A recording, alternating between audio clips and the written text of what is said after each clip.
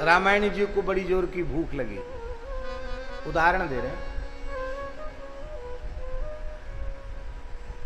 और बहुत जोर की भूख लगी, बढ़िया वेद लक्षणा भारतीय देसी गाय के अधोटा दूध की और खूब मेवा मिश्री केसर पड़ी हुई और बढ़िया सुंदर घुटेमा खीर, रबड़ी को विलज्जित करने वाली खीर बनाई गई और खूब बढ़िया एक रजत पात्र में उसको ठंडा कर दिया गया और इनको लगी भूख। अब ये पाने के लिए जैसे ही उपक्रम करने लगे, हाथ में आचमन का जल लिया, तब तक महाजन जी दौड़े हुए आए। अरे रामायणी जी क्या कर रहे हैं आप? खा मत लेना इस खीर को। क्यों? क्योंकि जब ये खीर बन रही थी उस समय एक छिपकली इसमें गिर गई, हमने आंखों से देखा और हमारी बात किसी ने सुनी नहीं।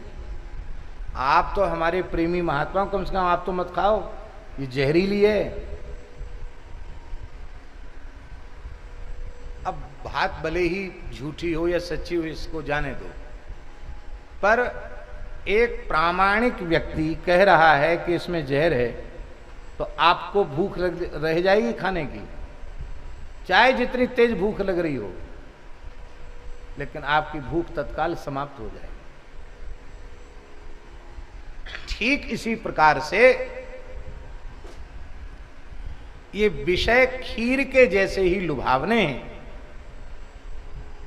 पर यह ज्ञान जब संतों की वाणी से, भगवत भागवत चरित्रों के श्रवण से, व्यास वाल्मीकि प्रभृति संतों के ऋषियों के वचनामृतों के श्रवण से जब ये बोध हो जाएगा कि खीर के जैसे प्रिय लगने वाले विषय वो वस्तुतः विषय के विष से सने हुए हैं, विषय के विष से मिश्रित हैं, और इनको खाने से हमारा जीवन नष्ट हो जाएगा, ये मानव जन्म व्यर्थ चला जाएगा।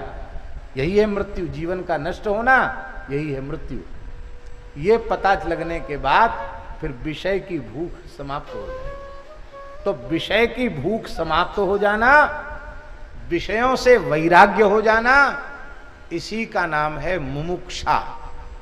क्या है? मुमुक्षा, छूटने की इच्छा। जब तक बीमारी का ज्ञान नहीं है तब तक बीमारी से छूटने की इच्छा नहीं होती। अब पता चल जाए कि हमको मुख बीमारी है तो परहेज अपने आप आ जाएगा, अपने आप दवाई लेने लग जाओगे, कहना नहीं पड़ेगा।